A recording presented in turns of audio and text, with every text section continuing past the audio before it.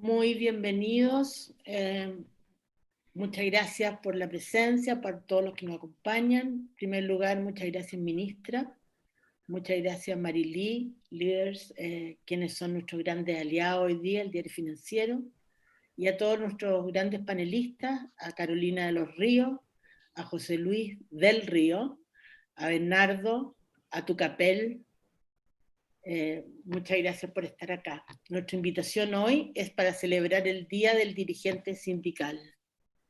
Hoy se celebra el día 27 de septiembre, que es el domingo, y que además también se celebra el aniversario de Manuel Bustos.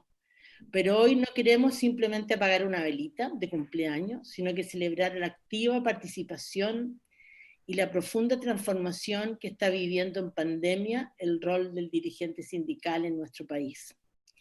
Ya desde el estallido social y luego extensamente por la pandemia, hemos sido y aún somos testigos de un cambio rotundo a nivel global. Los liderazgos, las relaciones, las hegemonías, las empresas, los mismos modos de trabajar, los trabajadores, la política, todo está en plena transformación, donde la incertidumbre se ha transformado en nuestro libro de cabecera. Y en este contexto resulta inevitable hacer un llamado a los dirigentes sindicales a que ejerzan un rol nuevo y distinto al de ser exclusivamente representantes de los trabajadores y hábiles negociadores. Ya no pueden ver la organización desde la rivalidad, sino del liderazgo, del diálogo y la colaboración. Hoy los dirigentes sindicales deben acoger una nueva vocación, junto con los gerentes de personas, transformarse en el brazo más robusto dentro de las empresas. Son ustedes los llamados a tender puentes desde un diálogo más genuino, sostenible y con propósitos compartidos, ejerciendo un liderazgo más inclusivo, más empático y transformador. Y quien nos dejó, a mi juicio, el mejor legado en materia de diálogo y conciencia social fue Manuel Bustos. Y hoy día también festejamos hoy su mirada, siempre constructiva y generosa, como sindicalista y parlamentario, que es la misma que nos debe inspirar en este tiempo complejo que enfrentamos como país. Los invito entonces a ejercitar ahora mismo este diálogo para que ésta se transforme en una conversación transparente, franca, colaborativa y sobre todo que construya un horizonte que promueva la resiliencia en las organizaciones, aumentando el capital social de las empresas.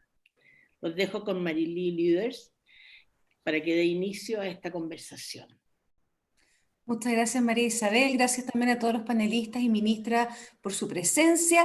Les cuento muy brevemente cómo vamos a organizarnos. Va a partir la ministra con una exposición, luego vamos a abrir un panel de conversación y ahí quiero reiterar que es muy importante que las personas que estén participando, que ya veo que se empinan por los 100, nos manden sus preguntas a través del chat y también puede ser a través de redes sociales con el hashtag dirigentes sindicales.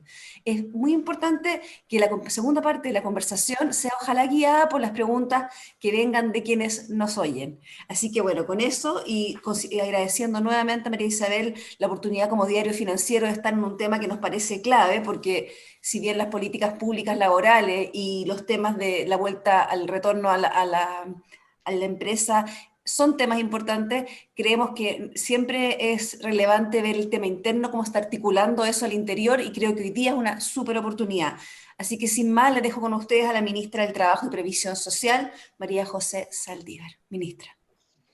Bueno, muy buenos días a todos y quiero partir agradeciendo a la Fundación, a la Isabel, el que me haya invitado a participar en este encuentro, que tiene súper alta importancia en el contexto de lo que estamos viviendo y a reflexionar sobre cosas que de repente dejamos pasar y cuál es el rol que tenemos que asumir frente a la situación que estamos viviendo, no solamente lo contingente, no solamente ir viendo qué cosas concretas son las que tenemos que hacer, sino que también tener una mirada que sea mucho más integral para poder también proyectarnos. Y algo que de repente nos cuesta mucho, que es ver esta enorme pandemia y esta enorme crisis social que estamos viviendo como una oportunidad de transformación en la cual podamos sacar lecciones que nos permitan construir una mejor sociedad y un mejor pacto. Y eso creo que es súper relevante. y yo más que una exposición, me gustaría plantear ciertas ideas para que después la conversación las podamos ir enriqueciendo. Yo creo que aquí lo primero es que tenemos que entender que una de las cosas que la pandemia nos muestra es que si no estamos todos colaborando en un plano de igualdad es imposible salir. Aquí no pueden haber liderazgos verticales, porque uno tiene que, obviamente, que asumir ciertas posturas de liderazgo, pero uno tiene que ser inclusivo con el resto. Entonces, esto de hacer la exposición me parece que es un poquito contrario a lo que creo que tenemos que empezar a vivir en este minuto. Y es por eso que quiero aprovechar de tomar la figura de Manuel Bustos, con lo que él fue, para poder dar luces de lo que yo creo que debiera ser el rol del dirigente sindical, no solamente en tiempos de pandemia, sino que es lo que vamos a construir a futuro. Yo la verdad que no tuve la suerte de conocer a Manuel Bustos, me imagino que muchos de ustedes sí lo conocieron, pero leyendo un poquito sobre su vida, unos cortísimos 56 años, de un nivel de intensidad impresionante. Si se piensan, 56 años, varios de nosotros estamos un poco ahí, a otros ya lo han pasado, es un periodo de vida muy corto. Pero además de eso, con un nivel de intensidad y un nivel de huella que marcó, que quien lo quisiera en su vida, ¿no es cierto? Y ser recordado de esta manera. Ahí quiero hacer también un reconocimiento a Tucapel, que haya tomado esta figura y la haya relevado, y que tengamos entonces la oportunidad de mantenerlo vigente año tras año aquí, a todos los que estamos dentro del mundo del trabajo, ¿no es cierto? Y por el rol que él cumplió, que fue un rol tan significativo.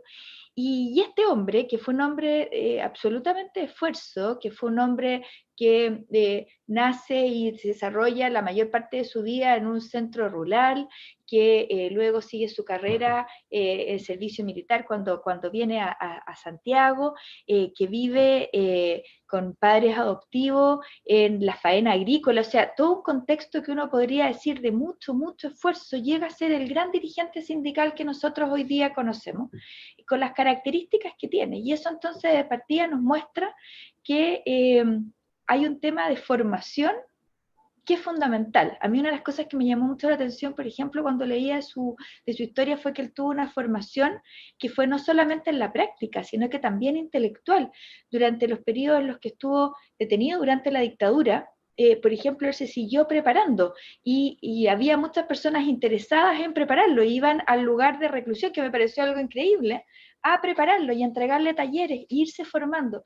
Y entonces este tema de la formación continua es algo que es súper relevante y que es para todos, no solamente para los dirigentes sindicales. ¿Cómo tenemos que entender de que nunca hemos llegado a el tope de nuestras potencialidades y que siempre podemos seguir construyendo y siempre podemos ir formándonos para poder ir sacando lo mejor de nosotros y también para poder ir adaptándonos y adecuándonos a las nuevas necesidades?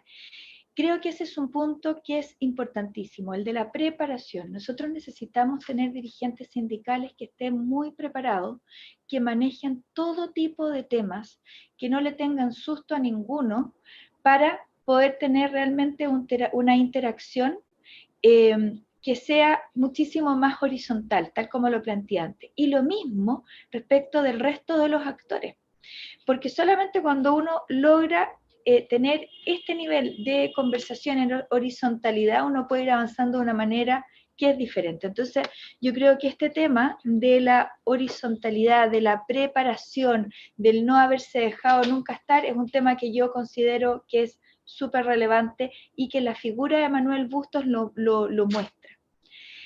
El segundo elemento que yo considero que es muy relevante en él es la firmeza. Él sabía defender con mucha fuerza sus ideas, a sus representados, a sus ideales. Esto acá le trajo muchísimos problemas. Todos sabemos que durante el periodo de la dictadura él estuvo relegado, él estuvo fuera del país, él estuvo detenido, y esto acá claramente fue por no claudicar frente a esos principios que él tenía. Pero junto con esta firmeza, con esta convicción, con este saber distinguir entre lo que se puede y lo que no se puede, y llevar adelante este concepto, él también era una persona de profundo diálogo. De hecho, a mí me llama la atención, porque yo no lo conocí en forma personal, pero las fotos que yo he visto de Manuel Bustos, todas las fotos que he visto de Manuel Bustos, transmiten una sonrisa que es muy especial. Es una persona entonces que, y tuvo que haber sido muy duro y no se tiene que haber estado riendo todo el tiempo, quiero que se entienda bien esto, pero cuando había que buscar el diálogo, la imagen que proyectaba era una imagen acogedora, y era una imagen de poder permitir este diálogo, de poder construir este diálogo.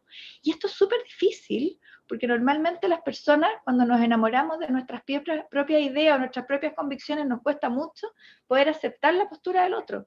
Y el tener esta posibilidad de diálogo, que finalmente es la única que permite construir, porque nadie tiene ninguna verdad absoluta, es un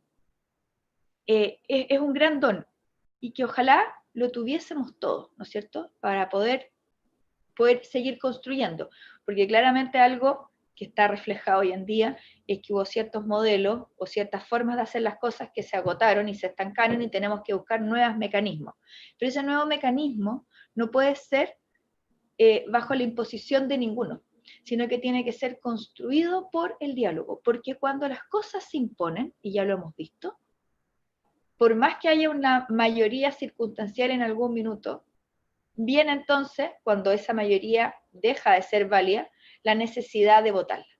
Y esa forma, cuando no fue construida a través del diálogo, normalmente incorpora violencia o incorpora algún tipo de intransigencia. Y eso no es la forma de poder avanzar, ¿no es cierto? Uno tiene que ir construyendo en torno a lo que hay antes.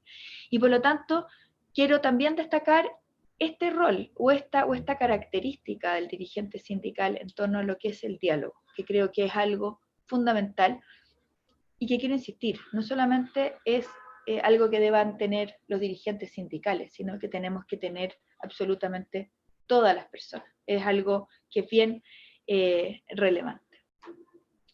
Y otra característica de Manuel Bustos que a mí por lo menos me sorprendió muchísimo fue el concepto de la, no sé bien cuál es la palabra, porque no es oportunidad, pero sí de manejar los tiempos en el sentido de permitir que bajo su alero surgieran otros líderes y que entonces darle tiraje a esta chimenea.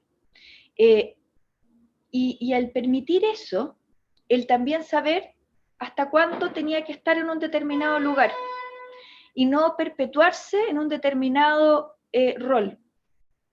Y eso es súper relevante, porque uno normalmente cuando se siente cómodo, uno se instala en el sillón, en el que sea, y uno dice, bueno, esto soy yo, y no permite que haya nuevos liderazgos, porque no hay nadie que lo pueda hacer tan bien como yo. Pero además de eso, se produce que uno también deja de poder seguir creciendo y de poder seguir buscando otro horizonte, a lo mejor en otras áreas. Y eso en la figura de Manuel Bustos uno no lo ve, porque uno ve que tuvo una evolución, hubo cambio en su vida, e incluso terminó siendo diputado de la República, porque creyó que en ese lugar él también podía seguir aportando. Y esto también creo que es súper importante de cara a el tiempo que estamos viviendo, en el cual estamos viendo enormes cantidades de nuevos liderazgos que se están formando y que se están generando. Y que es necesario que estos nuevos liderazgos poder compartir y poder escuchar y poder, ojalá que también tengan la posibilidad de ejercerlo para poder ir avanzando como sociedad. Entonces yo quiero destacar estos cuatro elementos de la figura de Manuel Bustos que, insisto, sin haberlo conocido, solamente a través de lo que tuve la oportunidad de leer. Por lo tanto, aquí algunos de ustedes que fueron más cercanos a él me pueden corregir y me pueden decir, no, estás absolutamente equivocada, pero es lo que yo veo a través de su vida, lo que a mí me transmite, y por lo menos se los quiero plantear, porque creo que son 4 atributos que son súper relevantes para analizarlos hoy día. Y creo que lo que estamos viviendo, en esta pandemia que estamos viviendo, el rol de los dirigentes sindicales, el rol de los trabajadores es fundamental, pero no tiene que agotarse en lo que es la pandemia. Tenemos que irlo construyendo y tenemos que ir sentando estas bases para algo que tiene que ser mucho más permanente. Les voy a poner un ejemplo muy concreto. En el paso a paso laboral, que es una hoja de ruta que se construyó en torno a cómo debía hacerse este retorno a los lugares de trabajo, que establece 7 pasos, ¿no es cierto? Y que dice primero investigar, luego socializar, luego adoptar las medidas, luego evaluar, considerar la salud mental. Claro, tiene un contexto que es muy potente en lo que dice relación con el contexto de la pandemia, pero es absolutamente vigente también para otro tipo de contexto. O sea, en una empresa, el que yo no esté absolutamente informado sobre los últimos avances, sobre la forma en la cual se hacen las cosas, sobre las últimas teorías, y que yo ese conocimiento no lo entregue a todos los trabajadores para que juntos vayamos viendo de qué manera podemos seguir avanzando, la verdad es que estamos quitándole una riqueza enorme a lo que se puede seguir desarrollando. Creo que el diálogo que está planteado en este paso a paso laboral, perdonen que les haga publicidad al paso a paso laboral, pero creo que es importante que se sepa, esto que se plantea es que las medidas deben ser adoptadas de manera dialogante, en conjunto con la dirigencia y los trabajadores, es por una razón muy sencilla, porque cuando yo planteo una estrategia y no explico el por qué, es muy difícil que yo pueda entender cuál es la razón por la cual tengo que adoptar eso. En cambio, cuando yo he conversado y yo he logrado desmenuzar y entender exactamente cuál es el sentido de que por qué se está planteando esto, y yo digo, sí, es que yo creo que se puede hacer de una manera mucho mejor que es esta otra, para llegar al mismo objetivo. Y la otra persona dice, es que tenéis toda la razón. Bueno, pasa a ser algo que es conjunto y por lo tanto absolutamente legitimado y absolutamente valorado. Si nosotros seguimos creyendo que cada uno de nosotros tiene la verdad absoluta, es muy difícil poder avanzar de manera constructiva. Y eso yo creo que es uno de los puntos que hay que rescatar, pero no solo para la pandemia, porque de verdad si no vamos a volver a hacer las cosas igual que antes y nos vamos a volver a equivocar. El tema del diálogo es muy relevante. Y dentro de este diálogo, y esto acá es algo que ya algunos de ustedes me han oído, creo que lo principal es partir de la conversación de verdad con el otro. Cuando yo me conecto con el otro como ser humano y logro quebrar las caricaturas, yo puedo avanzar de una manera mucho más fácil. Y esto acá nos ocurre permanentemente, porque nos es mucho más fácil aproximarnos al otro desde el estereotipo. Para ustedes es mucho más fácil verme a mí como la ministra del Trabajo, a verme como la mamá de 4 niños, que es un ámbito en el cual ustedes no me ven normalmente. Y ahí podemos seguir con otro tipo de profundidades de lo que es cada uno de nosotros. Y a lo mejor entonces no hay ningún otro ministro en este minuto en esta sala y por lo tanto soy la única distinta. Pero si por ejemplo yo les digo que tengo 4 niños de los cuales 2 están teniendo dificultades hoy en día en el colegio producto de esto, me van a decir muchos, ¿sabes que a mí me está pasando lo mismo? Entonces la forma de aproximarse es absolutamente diferente. Cuando uno logra hacer esa tecla es cuando uno puede avanzar, pero para hacer esa tecla lo primero es romper la caricatura, y la caricatura para los dos lados, y terminar con los prejuicios, que es algo que es lo más difícil, que nos cuesta porque nos hemos criado construyendo cosas para poder asirlas, y para poder asirlas tengo que conocer todas sus dimensiones, entonces es mucho más fácil eliminar todo aquello que no conozco y simplemente ponerle un rótulo, que es lo que uno justo trata siempre que no hagan con uno, ¿no es cierto? Pero uno es súper fácil, uno siempre lo hace con el otro. Cuando uno logra vencer esto, uno se da cuenta entonces que los buenos dirigentes sindicales no son la excepción. Cuando uno logra romper estos prejuicios, uno se da cuenta que los trabajadores o los empleadores comprometidos con sus trabajadores no son la excepción. ¿De que tenemos casos negativos en uno y en otro? Sí. ¿De que de repente hay determinadas personas que en una circunstancia actuaron de manera indebida, pero en otras circunstancias han actuado de manera correcta? También las hay, porque todos tenemos luces y sombras. Creo entonces que el rol del dirigente sindical en este minuto va muy de la mano del rol del empleador en este minuto, porque no puede haber diálogo si no hay dos partes. Eso es lo primero. No puede haber forma de votar las caricaturas si yo primero dejo de prejuzgar al otro. Y ese es un trabajo que es conjunto. No puede haber un avance si yo dejo de pensar que tengo la verdad absoluta en cada uno de los lugares y en cada uno de los momentos. Lo que sí es que es cierto, es que siempre hay distintos roles que hay que cumplir. Y todo esto que yo he dicho hasta ahora es lo que se debe hacer en la normalidad. Pero cuando hay que tomar ciertas decisiones, se tienen que tomar. Y ahí entonces yo relevo y vuelvo a la figura de Manuel Bustos. Porque tenía esta capacidad de diálogo, pero cuando había que defender ciertos puntos lo hacía con firmeza. Porque no hay que confundir el diálogo, el ser dialogante, el querer ser, convocar, con el ser débil o con el ser tibio o dejar pasar cualquier cosa. Entonces, cuando uno tiene eso, puede servir un poquito como de hoja de ruta de cómo avanzar. Nosotros como Ministerio del Trabajo hemos tratado de propiciar esto del diálogo. Hemos tratado de buscar mecanismos a través de los cuales se enfrenta este enorme temor que es volver al trabajo, porque es un enorme temor y todos lo tenemos.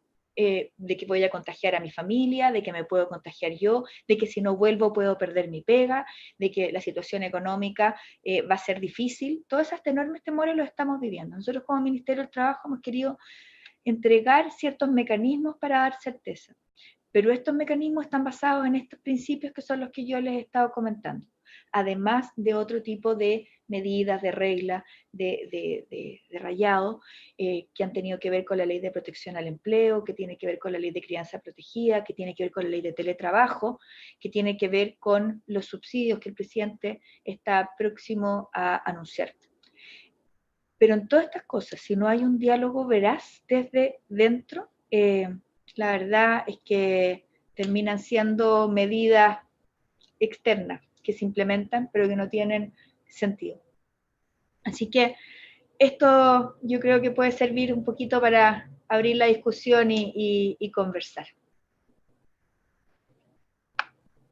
Muchas gracias, ministra. Partimos entonces ahora con nuestro panel de conversación.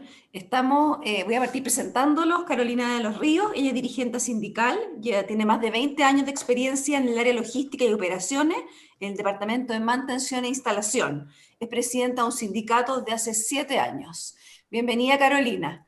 Voy a sacar si quieren sus micrófonos. José Luis del Río es empresario y ha removido la mesa estas últimas semanas con una muy interesante avance en Friosur, del cual nos podrá contar más adelante, donde los trabajadores pasaron a tener un 20% de la propiedad. Bienvenido, José Luis, a este panel.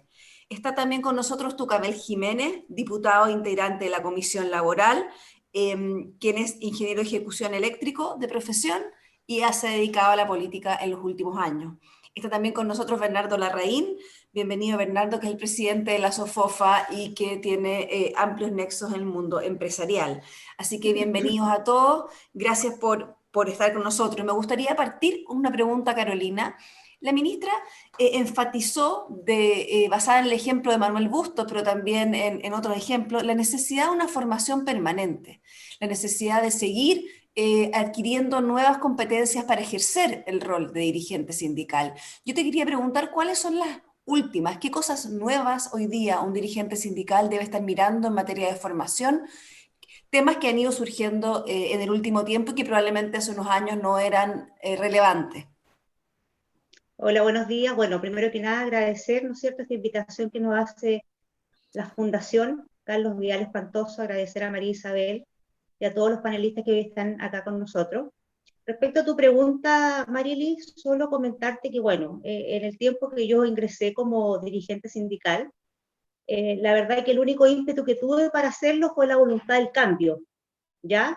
Queríamos que esto, el sindicato de nuestra empresa tuviese un cambio, ¿ya?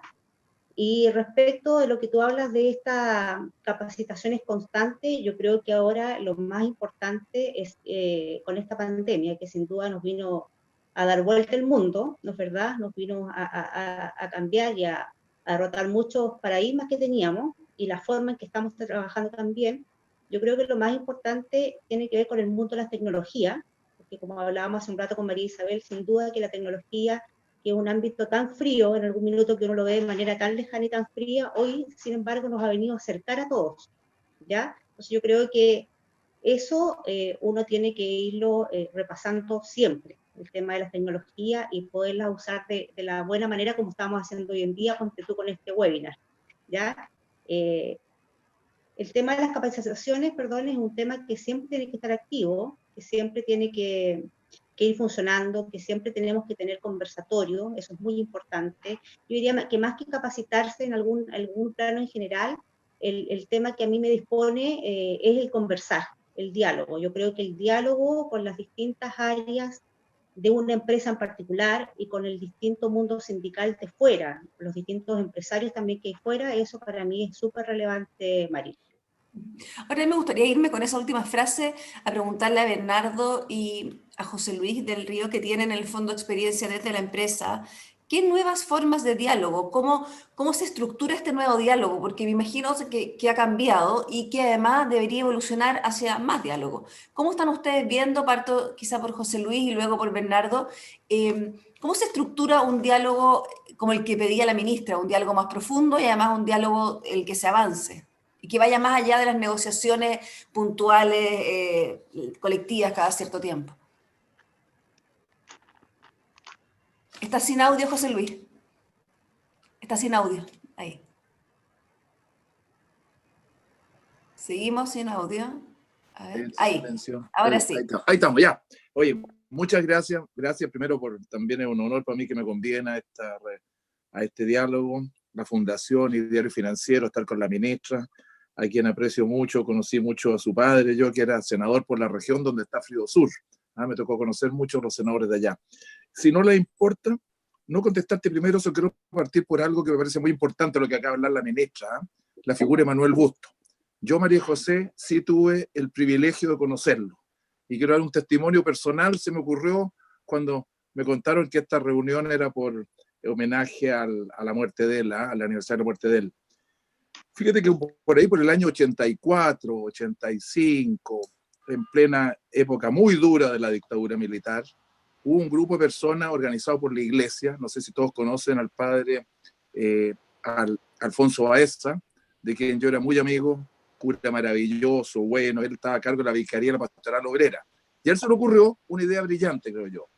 En la mitad de este régimen, digamos, autoritario, por decirlo suave, que cometió atrocidades como la que hicieron con su padre, diputado, él dijo, bueno, esto va a tener que terminar algún día, ¿por qué no nos ponemos a conversar los trabajadores y los empresarios? Yo era un cabro chico en esa época, pero como estaba algo vinculado a la iglesia, me metieron ahí. Estaba Pepe Zavala, estaba el presidente de Sofofa en ese momento, y había otra gente, había un tío tuyo también, Bernardo, en estos diálogos que fueron secretos. Y lo que descollaba al otro lado era la presencia de Manuel Busto. No sé si alguien conoció también a don Pepe Aguilera, gran dirigente sindical, muy vinculado también a la iglesia, a don Alfonso Baeza. Bueno, yo quería decir que esto que dice la ministra, de la firmeza, de haber sido muy firme por adentro, pero por afuera mostraba solo bondad. Lo quiero decir, Manuel Busto. Era un hombre de una capacidad de empatía, de escuchar, y sobre todo confianza en el futuro. Y les voy a confesar que los empresarios, que el problema que teníamos los empresarios, por lo menos empresarios tradicionales, con mucho susto, con mucha desconfianza, la idea era ponerse de acuerdo antes para no decir cosas que después ellos nos fueran a cobrar cuando volviéramos a un régimen normal. En cambio, Manuel hablaba con una libertad y él planteaba, bueno, esto tiene que terminar alguna vez, ¿por qué no vamos conversando, contémonos la verdad? ¿Cómo lo vamos a hacer cuando esto termine? Entonces, a mí, y lo dije, y lo quiero volver a decir, a mí por lo menos los trabajadores en ese momento me dieron una lección de inteligencia y de futuro, más que la que teníamos los empresarios. De decir, esto no, una dictadura militar no puede seguir toda la vida, y al mismo tiempo muy concreto, ¿cómo lo vamos a hacer para los sindicatos? ¿Van a aceptar los sindicatos? ¿Cómo lo vamos a hacer para las negociaciones colectivas? Eran preguntas absolutamente concretas y específicas. Bueno, y quiero dar testimonio de eso porque creo que se lo merece don Manuel Busto, a quien lo conocí en estas reuniones nomás, no lo conocí nunca más estuve, después lo relegaron, lo metieron preso, ¿no?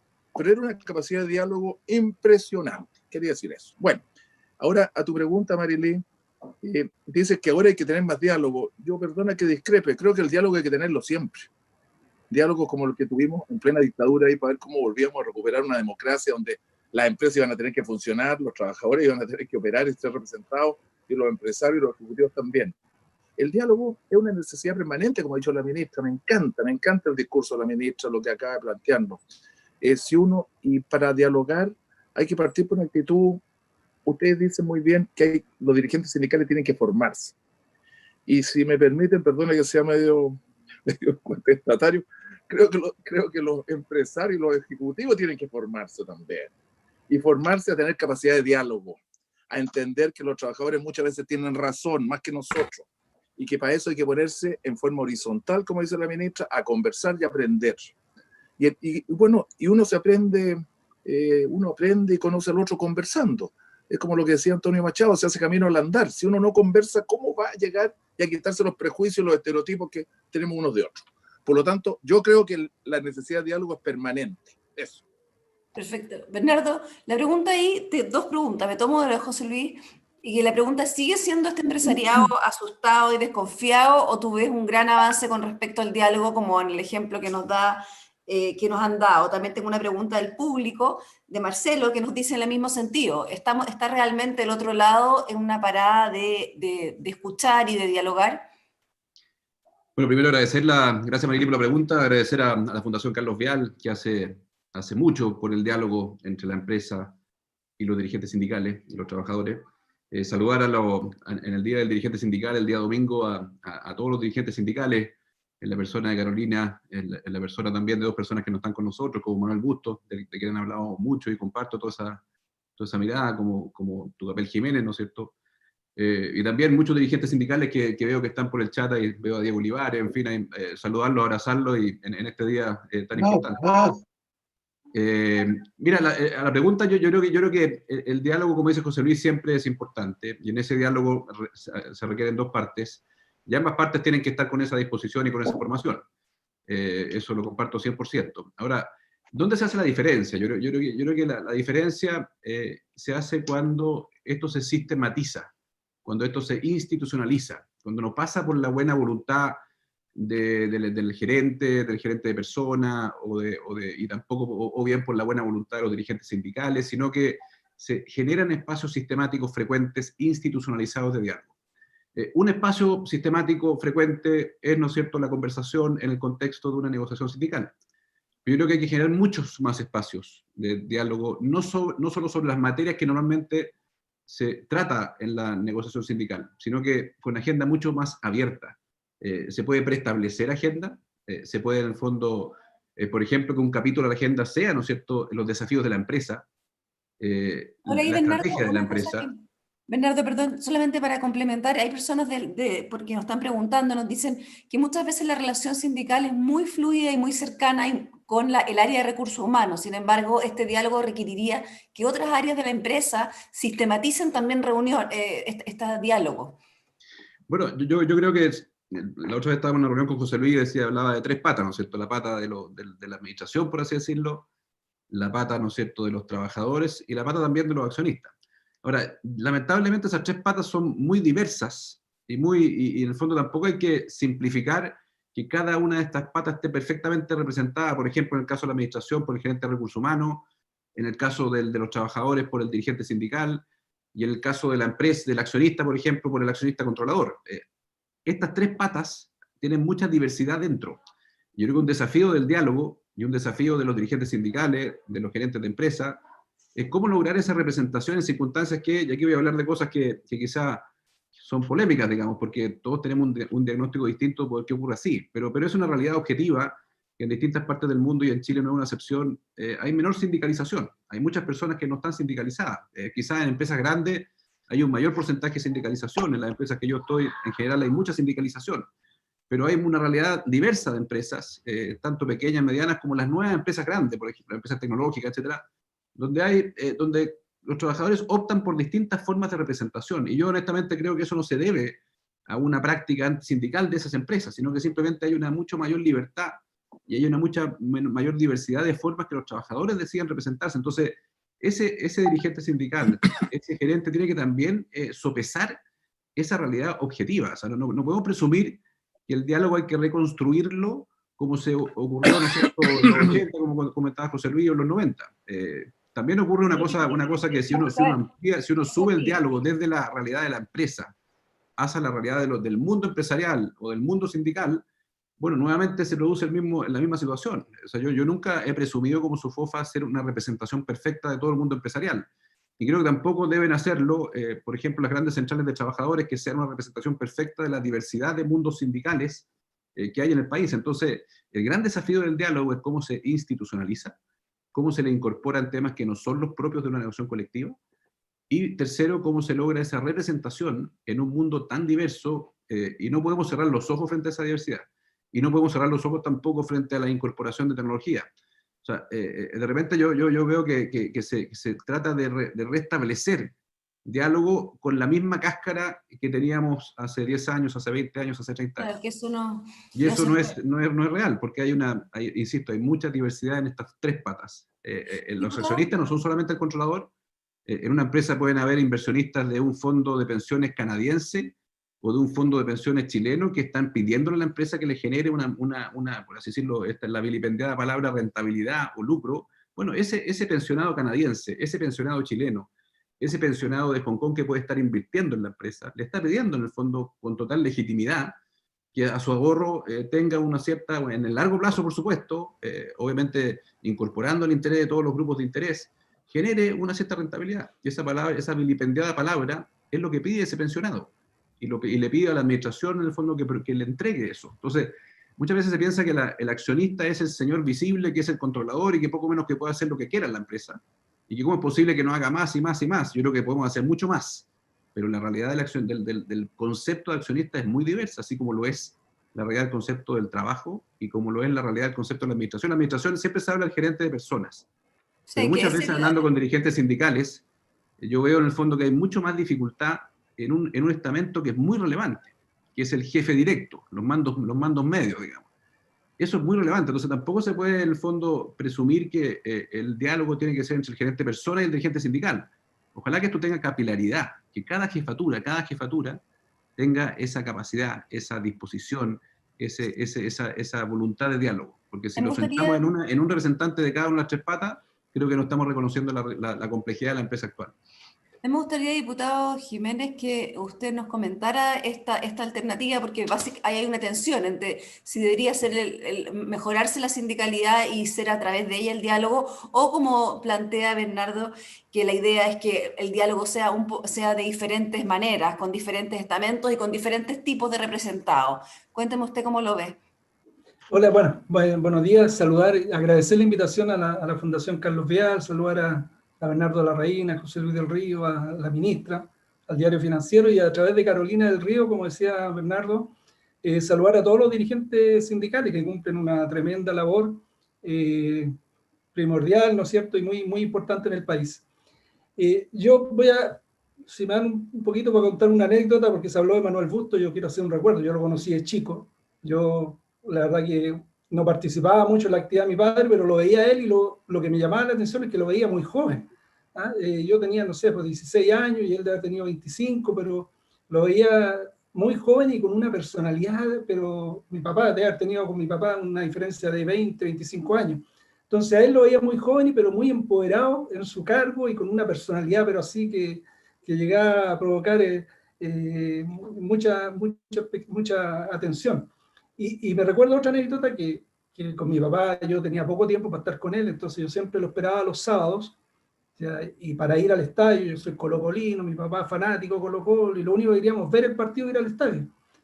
Y mi papá todos los sábados me decía, no puedo, y yo le reclamaba y me decía, mira, tengo que ir a la cárcel, tengo que ir a ver un amigo.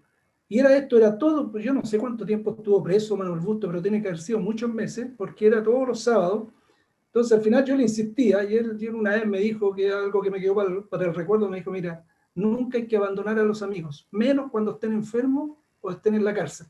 Entonces para mí era un conflicto ahí al principio con Manuel Busto, porque era no ver el partido con mi papá, pero él se iba a ir a Manuel Busto. Y después, bueno, me tocó conocerlo ya como diputado, yo ciudadano común y corriente, me apoyó para que el Consejo de Defensa del Estado se hiciera parte en el proceso de mi papá, entonces me ayudó mucho, lo conocí en las dos etapas de mi vida, así que un gran reconocimiento para Manuel Bustos. Y la ministra ahí lo tiene en su oficina atrás, tiene la foto, cada vez que estamos en sesión, vemos la foto de, bueno, está Manuel Bustos, Clotario Blest, Emilio Recabarren y mi papá. Mira, yo, la verdad que, hablando de la formación, yo cuando llegué a Chile me recuerdo que me tuve que instalar, me costó mucho, después formé la fundación Tucapel Jiménez Alfaro y el objetivo que tenía era capacitar dirigentes sindicales, porque yo siempre me recuerdo que mi padre me decía, yo estudié en la Universidad de la Vida, y eso siempre me quedó, porque él no tuvo la posibilidad, a pesar que llegó, ocupó hartos cargos, fue director de presupuesto en la IRINCO, pero él nunca tuvo la posibilidad de ir a la universidad, entonces decía, me eduqué en la Universidad de la Vida y mi formación profesional y también sindical fue la experiencia que le dio la vida. Entonces yo decía, bueno, si eso se puede, ¿no es cierto? Muchos dirigentes tienen esa experiencia que es vital a la hora de hacer gestión. Si eso se puede complementar con capacitación, con formación, yo creo que es lo ideal. Yo llegaba con la idea del año 95 de hacer estos cursos a través de internet. Me encontraba que estaba medio loco porque no había llegado, por supuesto, de esa modalidad acá. Yo venía de Suecia. Me costó mucho hacer esos cursos. Entonces, para mí es súper importante la formación en los dirigentes sindicales y que exista el diálogo. Y acá se habló de la confianza. Yo creo que también es muy importante establecer confianzas que no se dan de un día para otro. Eso se da a lo largo del tiempo. Tú decías algo muy importante, el gerente de recursos humanos en general va cambiando. Puede estar algunos años, pero el dirigente sindical es de vida porque es vocación, porque lo llevan en la sangre. Entonces, un dirigente sindical nace y muere dirigente sindical. En cambio, el gerente de recursos humanos, lo más probable es que a lo largo de su vida cambie de empresa, tenga que relacionarse con otro. Entonces, de repente, ahí en ese escenario, yo creo que es muy importante también que se haga parte la figura máxima de la empresa. Y fíjate que quiero poner dos ejemplos de cuando hay confianza en la empresa, porque yo creo que eso es un punto vital. Cuando, yo no me acuerdo de la empresa, no la voy a nombrar porque no estoy seguro si son así o no, pero yo creo mucho en la negociación colectiva, en la sindicalización, porque viví en Suecia, no es que lo haya leído, lo viví en carne propia. Yo pertenecía a un sindicato, negociábamos todo se negociaba a través del sindicato, y tengo las cifras, no es que lo piense, que cuando hay mayor sindicalización, cuando más trabajadores están sindicalizados, los conflictos disminuyen. Muchas personas creen que no, si se arman más sindicatos y hay más sindicalización, mayor conflicto. Y es al revés, o sea, la referencia que tenemos de los países que tienen mayor sindicalización es así lo indica, que hay menor cantidad de conflictos. Y si así, diputado, ¿por qué en Chile esto sigue manteniéndose en niveles relativamente bajos?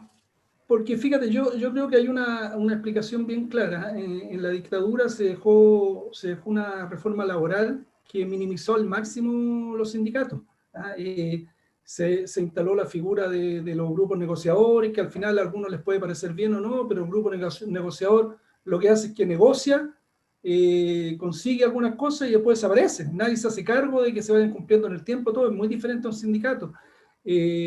Se dejó, imagínate que hasta en la Constitución hoy día se le prohíbe a los dirigentes postular al Congreso, siendo que hoy día un empresario perfectamente puede ser parlamentario, senador, incluso presidente de la República, pero un dirigente sindical no tiene la opción de postular al Congreso. Entonces, hay muchas cosas que minimizaron y por supuesto también fallas, división en los propios sindicatos. Hay que reconocer lo que yo siempre también digo, hago la crítica para ambos lados. Por ejemplo, el mayor ejemplo de esto es lo que ocurría con los trabajadores del Transantiago, que llegaban, nos pedían audiencia a nosotros y de repente uno preguntaba, no sé, por dar una cifra, no estoy seguro, de 1.000 trabajadores y hay 500 sindicatos. Entonces es imposible. La verdad que uno dice, pues, ¿cómo no hay una capacidad de un sentido de unidad, de entender que mientras más unidos estén, mayor fuerza tienen para negociar, ¿no es cierto? Y están solo en un sindicato. Entonces, yo creo que también ahí hay una falla en los propios trabajadores y dirigentes a su vez. Compartida, justamente. Me gustaría llevarlos a un tema difícil y quiero partir por la ministra.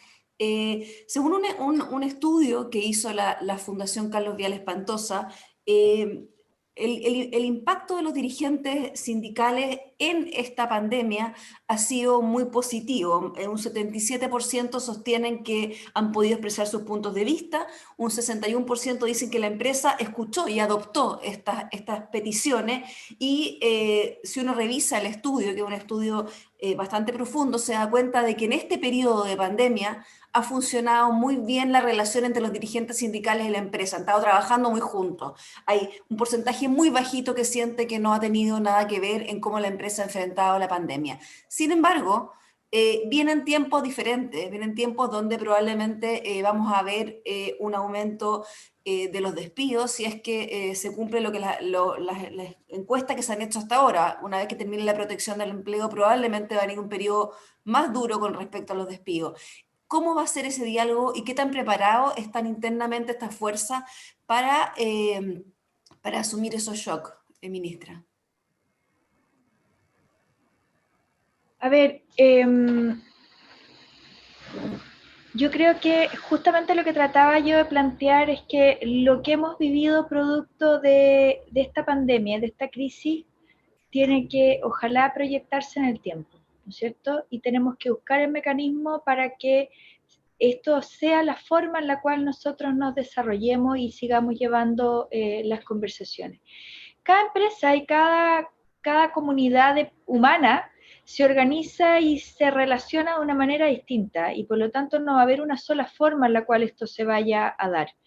Pero lo importante entonces es que destacando esto y destacando cuáles son las características de cada uno de los lugares, y ahí yo también quiero un poquito destacar lo que planteaba Tucapel o lo que planteaba Bernardo, cuando uno tiene, por ejemplo, en una empresa que hay 10, 20 sindicatos, claro, uno dice claramente aquí no hay una unidad de propósito, pero también puede ser que esos mismos trabajadores, producto de una cultura que ha habido en ese lugar, se hayan organizado de una manera distinta y a lo mejor la conversación es tan fluida que tampoco sea necesaria.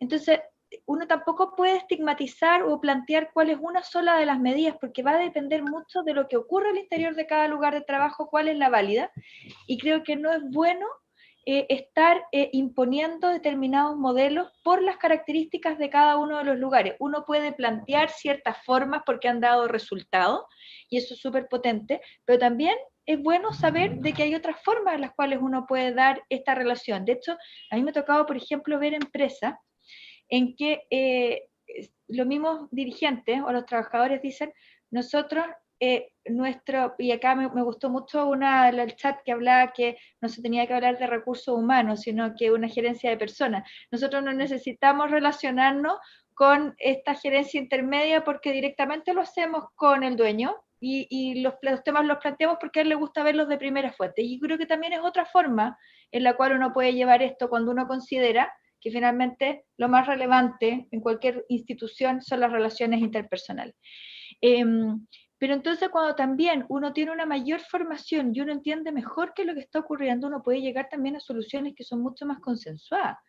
Si uno trabaja en un determinado restaurante, por poner un ejemplo chico, en la cual no ha habido absolutamente nada de movimiento, y lo que se busca es tratar de buscar una alternativa, va a ser muy distinta la conflictividad que se va a dar producto de determinadas decisiones, si es que uno tiene el convencimiento de que a ese lugar le está yendo fantástico, ¿no es cierto?, al interior del lugar. Y por eso es tan importante en esta conversación que haya también mucha más transparencia en los elementos y conocer bien cuál es la realidad de cada uno de los lugares.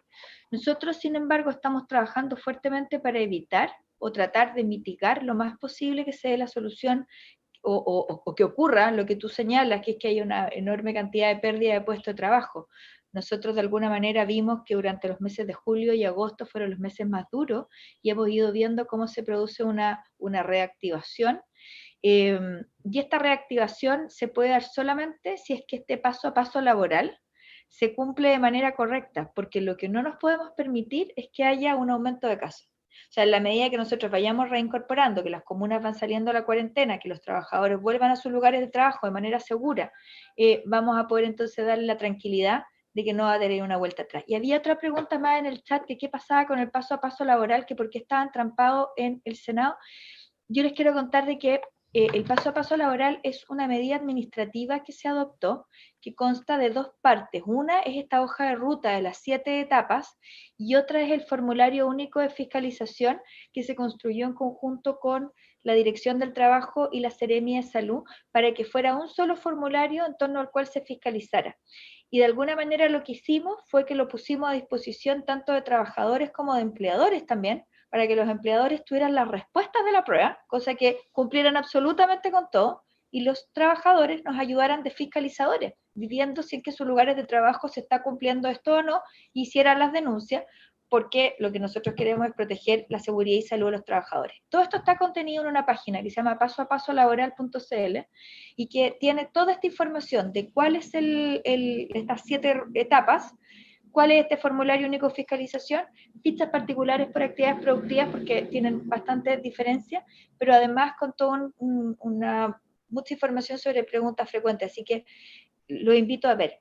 Esto no quiere decir que no hay un proyecto de ley que se está tramitando, que nosotros siempre hemos creído que a lo mejor era más fácil hacerlo administrativamente y por eso lo avanzamos, pero hay un proyecto que se está discutiendo en el Senado que va también en esta línea, hacer por ley esto que nosotros lo tenemos hoy en día administrativo. Nosotros hemos manifestado nuestra opinión a este respecto, pero lo importante es que no están desprotegidos, que esto ya existe y ya se está implementando y ya se está fiscalizando. Carolina, a mí me gustaría saber tu opinión con respecto a lo que hemos conversado, en el sentido de cómo articular esta conversación, si es a través de los sindicatos o de una capilaridad más compleja. Cuéntanos un poco cómo lo has visto tú desde tu experiencia. ¿Qué tipo de Sí. formatos son los más exitosos o te parece a ti que podrían ser replicables? Te voy a hablar desde la experiencia que yo he vivido en este tiempo de ser dirigente sindical. La verdad que lo que a nosotros nos ha resultado muy bien es sin duda poder tener espacios de conversaciones con el área de personas y también con otras áreas que no tienen que ver con área de personas. Hemos tenido reuniones mensuales, tenemos reuniones también trimestrales con el gerente general de la empresa, tenemos conversaciones a diario con nuestros trabajadores, ya lo que nos permite poder llevar material fresco a estas reuniones, digamos, y hacer estos levantamientos en base a las necesidades y al sentir de los trabajadores. Entonces, un poco también apuntando, Marily, a algún comentario que veía de una persona que está participando, uno de los roles bien primordiales, siento yo, del dirigente sindical tiene que ver con el tema de las confianzas, ¿ya?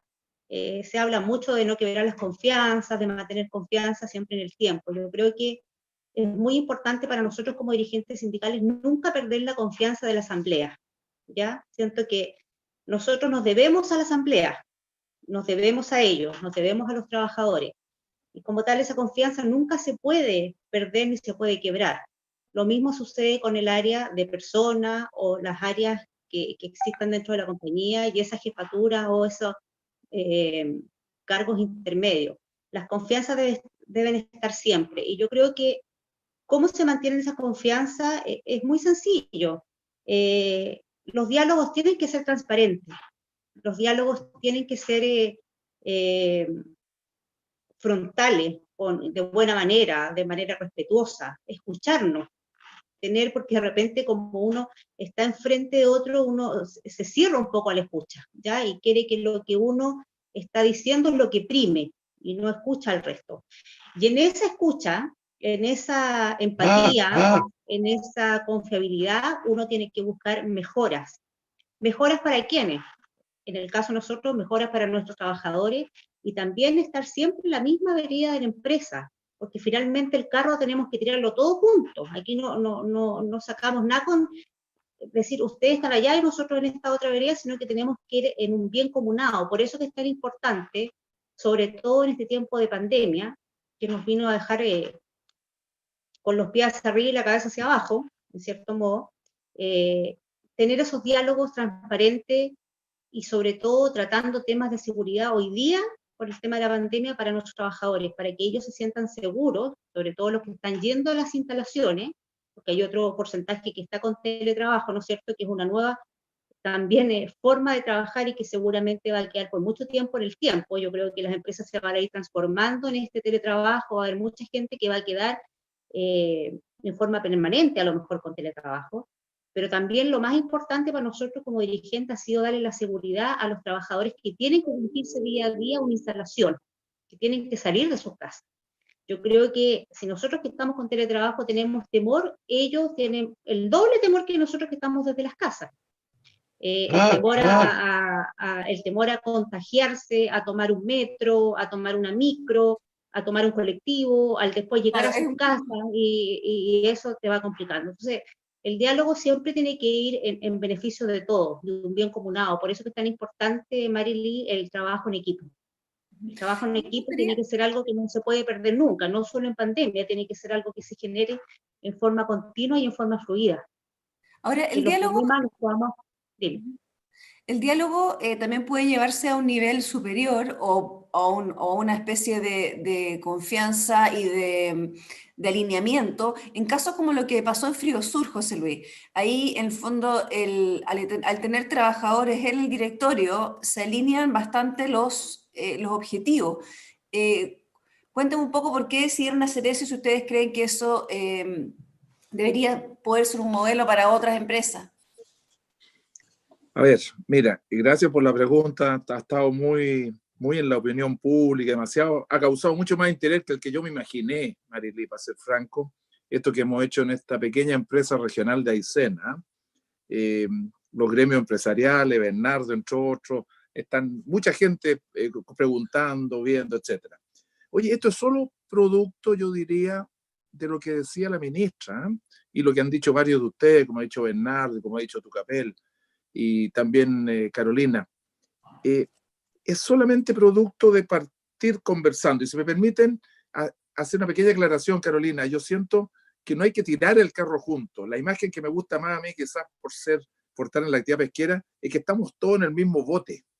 Estamos todos en el mismo bote y es una embarcación frágil que tiene que navegar por aguas difíciles. Y cuando uno se da cuenta que está en el mismo bote, pucha, todos tenemos que apoyarnos para que no se nos hunda el bote. Entonces, por ahí me encanta esa imagen. Bueno, ¿qué ha pasado? Friosur partió esta relación, yo diría, de confianza con nuestros trabajadores y ellos en nosotros hace unos 25, 30 años. Esto no es algo que se ha improvisado ahora, ¿no? Ellos están participando, por ejemplo, perdone que repita algunas cosas que quizás ustedes ya saben, pero ellos están participando en las reuniones anuales, los dirigentes sindicales participan en las reuniones anuales de planificación desde hace unos 15, 20 años. Y con la misma cantidad y calidad de información estratégica de los desafíos de la empresa, qué vamos a hacer, qué pasa con las distintas actividades legislativas que hace el Parlamento, que nos van muchas veces cercenando cosas, qué pasa con la competencia internacional, qué pasa con los desarrollos de nuestra filial en el exterior. Ellos participan en todo, no hay número que no conozcan. Entonces, de lo que se trató simplemente es que ellos participando, ellos cuidando, ellos viniendo a discutir con muchas personas cuando pesqueros de otras regiones quieren ir a pescar a Aysén. Eso es un tema muy importante. De nuevo, el mismo bote. Estamos cuidando los recursos de Aysén para todos los habitantes de Aysén. Los trabajadores, los dueños de las empresas, todos los que viven allá y vivimos allá. Ellos son los que más cuidaban esta empresa. Entonces estoy repitiendo algo que dije. Si la cuidaban tanto como que si fuera propia, ¿por qué no fuera propia mejor? Entonces nos pareció un acto más de justicia esto, de que ellos participen en la propiedad, que la van a pagar.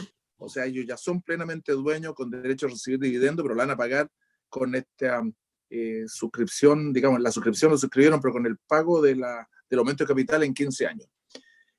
Y bueno, obviamente, como ya son dueños del 20%, y hay un directorio de 5 personas, tienen ahora un puesto formal en el directorio. Y a mí me gustaría, si no les importa, porque me pareció muy, muy bueno lo que habló Bernardo de las 3 patas, esa imagen es mía, la verdad. Entonces, la quiero explicar un poquito más para que se entienda. A propósito del mismo bote, tirar el mismo carro. Lo que yo siempre he afirmado desde hace años es que la empresa es una mesa de 3 patas. Eso es muy importante. Las 3 patas son los dueños, los accionistas, que puede ser hasta el fondo de Hong Kong, o un dueño con cara conocida, los ejecutivos y los trabajadores. Y todos ustedes saben que una mesa con 2 patas se cae. Entonces, las 3 patas son indispensables. Esa es la imagen. Son 3 patas de una mesa. Falta una y no hay. Por lo tanto, yo rechazo y muy fuerte, cuando se dice, bueno, y los trabajadores y la empresa. Pero ¿cómo? Si los trabajadores son parte integral de la empresa. Digamos, los trabajadores y el gerente, los trabajadores y la administración, o los trabajadores y los accionistas, pero la empresa la constituimos todos. No hay empresa si no hay las 3 partes permanentemente. Y eso es cuando uno se da cuenta que se necesita uno a otro, que todos nos necesitamos. Estoy repitiendo las palabras de la ministra nomás, de que para hacer empresa tenemos que estar juntos. Bueno, lo hacemos juntos. Y la última cosita corta es que quiero reforzar lo que acaba de decir el presidente Sofofa, Bernardo. Este diálogo tiene que ser más institucional. No es cuestión de buena voluntad o de ser buenas personas, por favor no lo entiendan así. Y yo creo que también llegó el momento en Chile, y eso es lo único que me atrevo a proponer a las otras empresas, ¿eh? Porque lo nuestro puede haber sido demasiado extremo, con una trayectoria demasiado larga. Lo que sí me atrevo a proponer es que partamos por institucionalizar la conversación entre estos tres estamentos, entre estas tres patas. Tiene que ser institucional y formal, y no puede reducirse solo a la negociación sindical o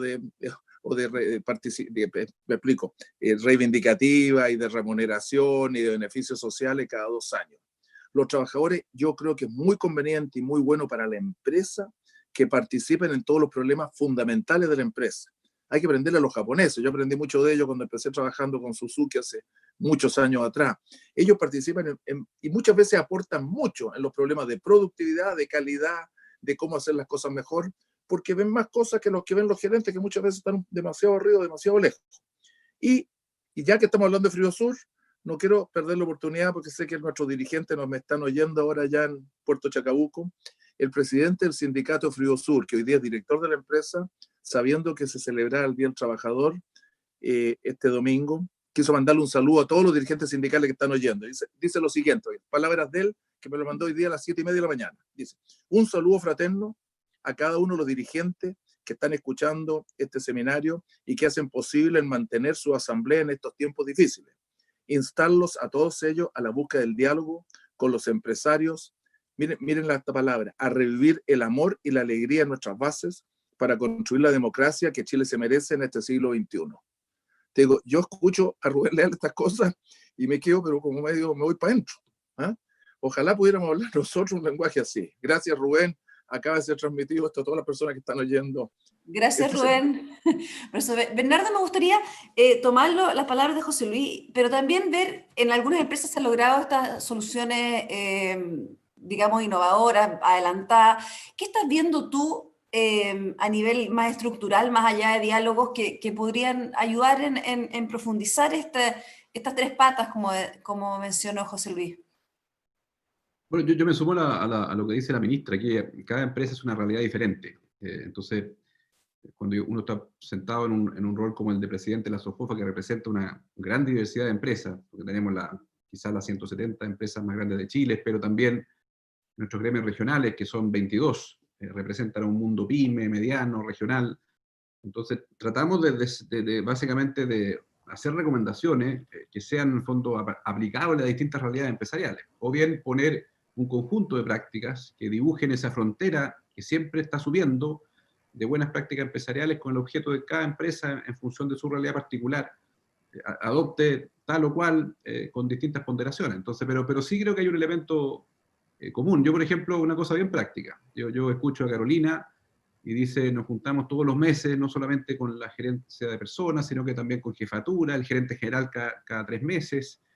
Yo creo que muchas empresas, desde el estallido y desde la pandemia, generaron espacios de diálogo con una frecuencia, con una agenda de temas y con una institucionalización que básicamente subió varios peldaños. Entonces, mi recomendación: aquello que hicieron, aquello que están haciendo en cada empresa, con ocasión de la pandemia, con ocasión del estallido, déjenlo como una práctica institucionalizada, permanente, en régimen, y esa práctica, en mi opinión, debe incorporar, como dice José Luis, estas 3 patas.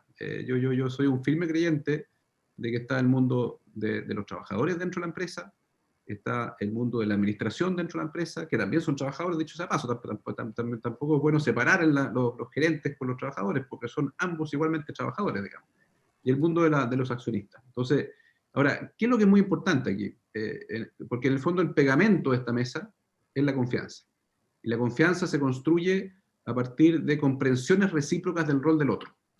Entonces, por ejemplo, si llegara un accionista o un representante del directorio en este espacio de diálogo básicamente a conversar, por así decirlo, las condiciones económicas o los temas propios de la negociación sindical, bueno, cometería un error. Así como también si el dirigente sindical llegara a este espacio de diálogo en el fondo a plantear sus legítimas reivindicaciones, también cometería un error. Entonces, yo creo que finalmente ese espacio de diálogo tiene que versar, estos espacios de diálogo me refiero distintos a los que ya conocemos, ¿no es cierto? Que es la negociación sindical, tiene que versar sobre una agenda distinta.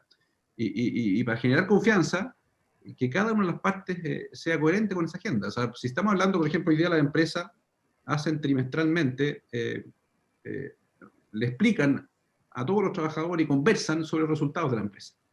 Hace 15 años lo hacían solamente con los analistas de Nueva York, quizás.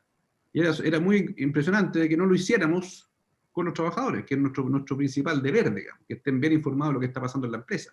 Eso hoy día ocurre. Y se habla de eso, se habla de los planes futuros, se habla de los proyectos, se habla, como dice José Luis, de la estrategia. Yo no le tengo temor alguno a incorporar al mundo del trabajo a la formulación estratégica, pero estamos conversando de eso, ¿me entiendes? Tú si yo levantara la mano y dijera, en el fondo, me voy a atribuir una función que es propio de la administración, estaríamos rompiendo la confianza en ese espacio de diálogo. Yo creo que sí.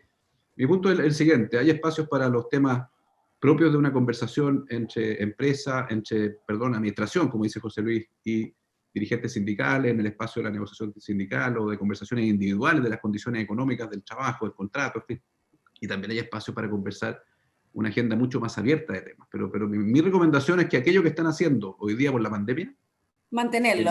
Lo que dijo Carolina, reuniones mensuales, trimestrales, y tanto con la gestión con la gerencia de personas, como con las jefaturas, como con el gerente general, y yo agrego algunos espacios de conversación con cierta frecuencia con representantes del directorio, me parece que sería una recomendación perfectamente extendible. O sea, la pandemia habría sido una oportunidad, sería una oportunidad, digamos, de hacer eso por primera vez y mantenerlo. ¿Qué ocurre con el trabajo a distancia? O sea, yo creo que efectivamente hay inquietud, hay temor de perder el empleo, de cómo va a ser en el fondo el retorno, por así decirlo. ¿Vamos a volver a trabajar como estábamos trabajando en febrero?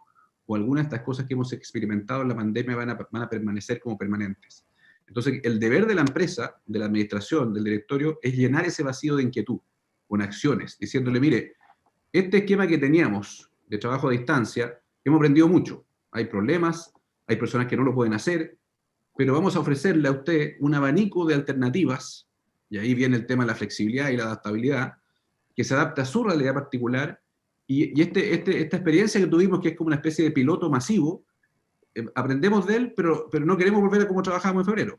Quiero que usted no tenga inquietud. O sea, vamos a trabajar y vamos a hacer en el fondo estos espacios de reunión mensual, donde participan, ¿no es cierto?, trabajadores, administraciones, algunos directores, los vamos a mantener de esta forma. Aprendimos de él, lo hicimos. No crea usted que van a desaparecer porque ya está atrás de nosotros lo peor de la pandemia. Entonces yo creo que ahí tenemos una oportunidad de llenar ese vacío de inquietud, de temor, de preguntas. El tema de la reconversión laboral. O sea, personas se deben preguntar a sí mismos, está bien, quizás mi empresa me ha mantenido mi trabajo, quizás no ha utilizado la ley de protección del empleo, pero ¿qué va a pasar en 2 meses más? ¿Qué va a pasar en 3 meses más? Tomarme eso, Bernardo, de preguntarle al diputado Jiménez y a la ministra, porque parte de cómo se va a delinear, o sea, cómo vamos a armar esta nueva manera de trabajar, tiene ciertas restricciones legales, tiene ciertas, en el fondo, estamos dentro hoy día con la nueva ley de teletrabajo, que probablemente nos va a quedar corta a poco andar. Quiero preguntarle, diputado Jiménez y ministra, ¿qué tipo de agenda laboral hace la flexibilidad se está planteando y qué tanto podría avanzar la parte legal para permitir estas fórmulas nuevas y más ajustadas a diferentes realidades? Hoy día sabemos que hay una legislación que tiene ciertas rigideces en términos de horarios, en términos de horas, etcétera. Gracias, Marina. Mira, antes de no sé, no voy a evadir la pregunta, pero pues se me puede olvidar que soy una de las personas que me enteré leyendo la prensa, ¿no es cierto?, lo que hizo José Luis del Río. A mí me gustaría voy a proponer en la Comisión de Trabajo, invitarlo, si usted quiere, para que nos cuente esa experiencia, porque yo siempre siento que los trabajadores son parte fundamental de la empresa, o sea, el crecimiento de cualquier empresa tiene que hacerse de la mano de los trabajadores. Y en este caso, siendo parte de la empresa, yo creo que está marcando un precedente sumamente importante y yo creo que está predestinado al éxito. Con seguridad van a tener mayor productividad porque se van a sentir partes, es ponerse la camiseta. Así que felicitaciones por eso, que yo creo que es un ejemplo. Segundo, yo decía lo del diálogo. El diálogo tiene que ser permanente, tiene que haber confianza. Esta confianza se crea a lo largo de los años. En Chile nadie sobra, hay muy buenos empresarios, los empresarios y las empresas son necesarias, los trabajadores son fundamentales. Yo quería poner un ejemplo en la intervención anterior, que se me fue la idea hablando, era que, por ejemplo, de todas las confianzas, hay ejemplos de empresas que cuando a la empresa le ha ido mal, los sindicatos se han reunido y los propios trabajadores han dicho, ¿sabes? Nos vamos a bajar el sueldo. Para que no despidan a ningún compañero, nos vamos a bajar el 10, 15% del sueldo todo para apoyar a la empresa para que funcione. Y muchas veces eso no ha sido recíproco a la hora de que a la empresa le va bien. Por eso también ahí ahora la ministra de Saber presenté hace poco un proyecto para que poner en la mesa la discusión de cómo se reparten las utilidades, ¿no es cierto? Hoy día hay dos, hasta el artículo 47 y el 50, y en general se usa este tope de 4,75 veces o ingresos mínimos mensuales, entonces yo creo que ahí también puede haber una fórmula para que el trabajador se sienta parte de la empresa. Respecto al futuro, yo creo que, claro, el teletrabajo quedó para, como decía Carolina, ya quedó para, ¿no es cierto? Con esto la pandemia se instaló y vamos a seguir muchas personas trabajando a través de la casa y por eso hay que regularlo. Yo ahí comparto que nosotros teníamos antes de la pandemia muchas dudas respecto a esto, sobre todo incluso muchas dudas que también tenían las organizaciones sindicales y yo creo que hoy día quedaba demostrado que es más necesario que nunca y lo que hay que hacer es regular los horarios, los descansos, que tú no estés trabajando con reuniones Zoom a las 10 de la noche, a las 9. En general tenemos que hacer un esfuerzo ahí para regular bien eso. Y lo que se viene también es la robótica, ¿no es cierto? La inteligencia artificial, que eso sí que yo he leído bastante y ahí se nos viene también, hay una preocupación tremenda de lo que se nos viene a futuro, que se están reemplazando muchos puestos de trabajo por la inteligencia artificial y la robótica, y yo creo que ahí también tenemos que buscar la forma de que a futuro ver cómo proteger los empleos, ¿no es cierto? Cómo crear nuevos empleos, pero son discusiones que se vienen sin ninguna duda producto de esta pandemia a futuro. Gracias, ministra. Está sin audio. Ahí sí. Ahí. Este es un tema que tiene nuevamente la misma base, que es el diálogo y las confianzas. Y en la medida en que no haya diálogo y no haya confianza, plantear cualquier tipo de posibilidad de flexibilización es muy difícil, porque la flexibilización para muchos trabajadores es vista como precarización.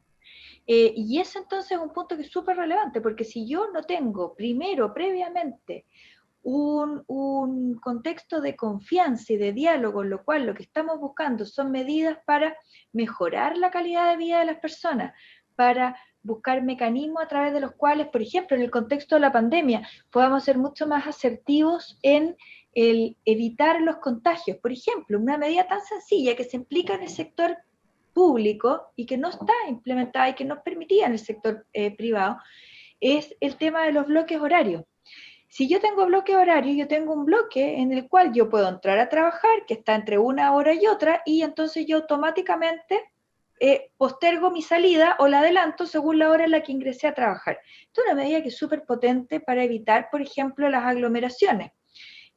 Pero cuando se ha discutido en el Parlamento, esto acá ha sido visto y ha sido rechazado porque se ha visto como potencialmente precarización, porque se ve que eventualmente podrían a mí exigirme llegar antes y que yo entonces tendría que salir después, y todo un tema que tiene que ver con la falta de confianza y con la falta de poder realmente entender cuáles son las razones que están detrás de esto. Entonces, creo que esta materia es una que realmente la debiéramos de avanzar, pero teniendo como base estos principios. Porque en ningún caso las medidas, y en esta materia laboral hay que ser súper claro, uno tiene que ir avanzando en más derechos, en ningún caso ir retrocediendo. Y por lo tanto las medidas que se van implementando tienen que ir fortaleciendo el mundo del trabajo. Y producto de la pandemia nos vamos a encontrar con que existen una serie de temas que a lo mejor se deberían de implementar para poder proteger de mejor manera la vida, la salud y la seguridad de los trabajadores. Y aquí quiero poner el ejemplo del teletrabajo. El teletrabajo fue fuertemente resistido durante muchísimo tiempo porque se veía como una forma a través de la cual se podía precarizar la relación laboral. la tramitación de la ley fue súper compleja y con Tucapel nos tocó muchas sesiones en esta ley y era muy válido y había que obviamente que despejar cualquier tipo de inquietud que existiera al respecto. Pero claramente la ley se aprobó con muchísima rapidez a la primera semana de la entrada en vigencia no entrada en vigencia, esto acá ojalá hubiera sido por decreto que hemos tenido virus, pero lo habríamos eliminado. No, de esta pandemia. Y entonces cuando se implementa, es cierto, se implementó no como corresponde, porque un día para otro estaban todos los trabajadores en su casa, los empleadores no pudieron tomar todas las medidas que correspondían, de entregar todos los insumos, también de ver lo que tenemos que ver, o sea, cómo se garantizan y se respetan el derecho a la desconexión, una serie de cosas que son súper relevantes, pero en la marcha lo fuimos haciendo. Y hoy en día todos esos temores que habían, yo creo que en gran medida se han mitigado. Hay casos en los que sí hemos visto problemas y que sí hay que fiscalizar y que sí hay que corregir, pero como herramienta en términos generales, ha sido una herramienta que ha sido muy valorada y que realmente dio una posibilidad concreta de poder seguir funcionando durante todo este tiempo. Entonces, yo creo que en esto mismo hay que ir abriéndose a otras medidas de flexibilización que podrían ser transitorias mientras estemos en este periodo y a lo mejor después evaluarlas si se mantienen o no, tal como lo hicimos con la ley de teletrabajo, que se estableció que se tenía que hacer una evaluación año a año para ir corrigiendo los problemas que pudieran tener. Y así tenemos una serie de medidas que tenemos que ir tomando para poder ir avanzando, pero primero, en base a una confianza y en base a un diálogo. Es decir, nadie puede tener la sospecha de que esto se está haciendo para vulnerar los derechos. Pero además de eso, porque tenemos que ir avanzando, hay una serie de temas hoy en día que se van a tener que hacer de una manera diferente.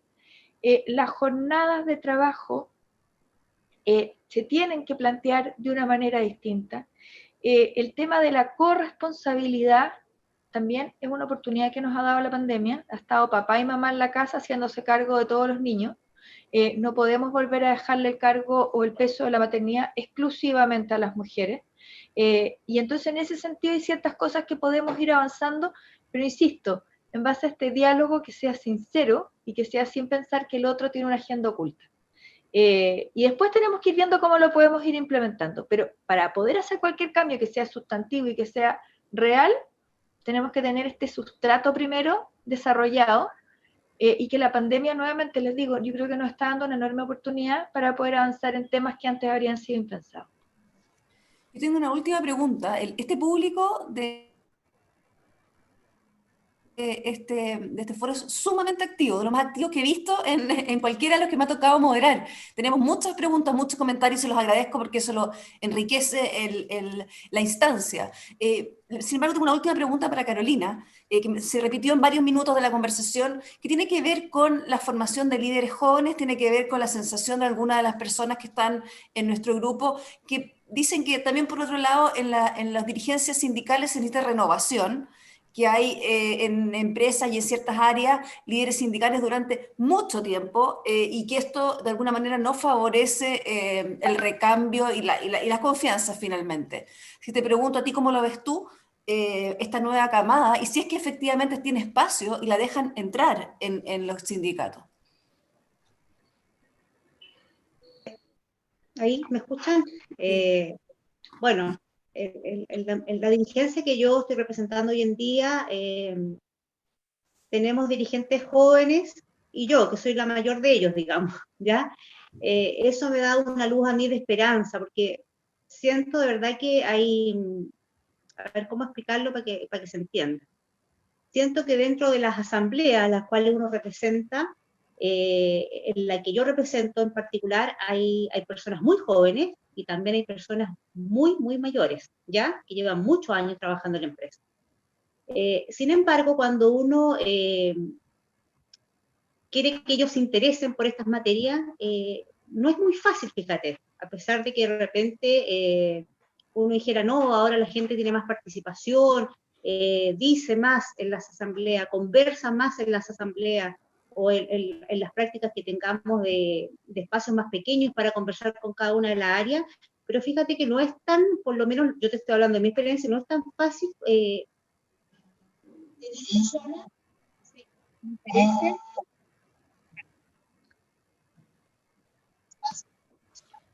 Estamos escuchando mal, parece. Tenemos un problema con el audio. No sé si soy yo o... ¿Los demás escuchan bien a Carolina? ¿No? No. Si quieres, Carolina, Hay voy con un problema. una pregunta final a Tucapel mientras tratamos de ver qué pasa con tu audio. Diputado, nos están preguntando desde el público cómo cree usted que se puede sacar la inercia de la negociación colectiva de estos diálogos. Cómo sacar en el fondo eso, que es un eje claramente de la relación sindicato-administración, pero cómo hacer que eso no sea lo único. Y hay una pregunta para usted que hacen dos de los asistentes. Bueno, yo creo profundamente en la negociación colectiva, ¿eh? Porque yo soy una persona que creo en lo colectivo más que en lo individual, creo en la solidaridad, y a mí, yo siempre lo he dicho y soy un convencido de que es la mejor forma de que los trabajadores puedan conseguir mejores beneficios, mejores condiciones. ¿Ah? Pero no veo otra forma que no sea a través de la negociación con la empresa, sino es a través de una negociación con el sindicato y en los periodos que se produce esta negociación colectiva. Pero yo creo que lo que puede ayudar también es a tener este diálogo que hemos dicho acá en la conversación, un diálogo permanente, ¿no es cierto?, de qué es lo que va ocurriendo, porque me imagino que uno cuando negocia por una cantidad de años, ¿no es cierto?, pero a través de esos años pueden ir ocurriendo hechos, circunstancias distintas a lo que se negoció, y entonces ahí está la disposición tanto de la empresa como de los trabajadores y la voluntad de cambiar y de ir incorporando nuevas cosas. Yo creo que por eso la confianza y el diálogo permanente, yo creo lo que puede también un poco ayudar a lo que es la negociación colectiva. Pero reemplazar lo que es la negociación colectiva, yo creo que no veo otra forma que no sea esa, porque están todos los trabajadores ahí unidos negociando con la empresa. Gracias, diputada. Carolina, no sé si te podemos escuchar ahora. ¿Nos escucha?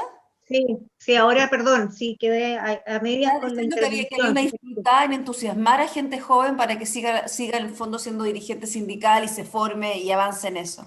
Sí, es compleja esa situación, Marilyn, como yo te comentaba, porque finalmente, a pesar que las personas en general, de cualquier ámbito de edad, tienen mucho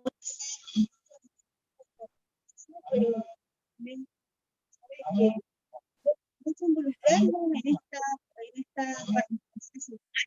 Se nos fue Carolina de nuevo, estamos con un problema de audio, pero quizá tú después nos puedes mandar esa respuesta y la compartimos con los asistentes. Por un tema de hora, quiero terminar este webinar y agradecerles a todos. Espero poder resumir bien lo planteado. Primero, la palabra más repetida y la más enfatizada, la idea de la confianza. También la idea de que esta pandemia podría ser una oportunidad para dejar instaladas una serie de vías de comunicación que previamente no se habían dado y que sería interesante mantenerlas en el tiempo y profundizarlas con mayor capilaridad dentro de las empresas. También la necesidad y la importancia de formar bien dirigentes sindicales que puedan estar incluidos en diferentes decisiones estratégicas de las empresas. Y finalmente también la idea de ir avanzando hacia flexibilizaciones y modificaciones legales y laborales que nos permitan adaptarnos a escenarios cambiantes. Así que le quiero agradecer a María Isabel por la invitación a moderar este panel, al diputado Jiménez, a Bernardo Larraín, a la ministra Saldívar, a José Luis del Río y también, por supuesto, a Carolina Ríos, que la perdimos, pero ahí la veo que nos está escuchando. Gracias a todos, que tengan un gran día. Muchas gracias por la invitación. Muchas gracias por los panelistas. Muchas gracias a todos por venir. Gracias a los asistentes porque realmente una participación récord, o sea, nunca antes visto, excelente. Buenas preguntas. Un saludo a todos ellos también que estuvieron ahí conectados. Bien. Un gusto grande, diputado. Mucho gusto, Carolina. Gracias por todo. Adiós. Chao, chao. Adiós. Gracias. Adiós, ministra. Gracias, ministra.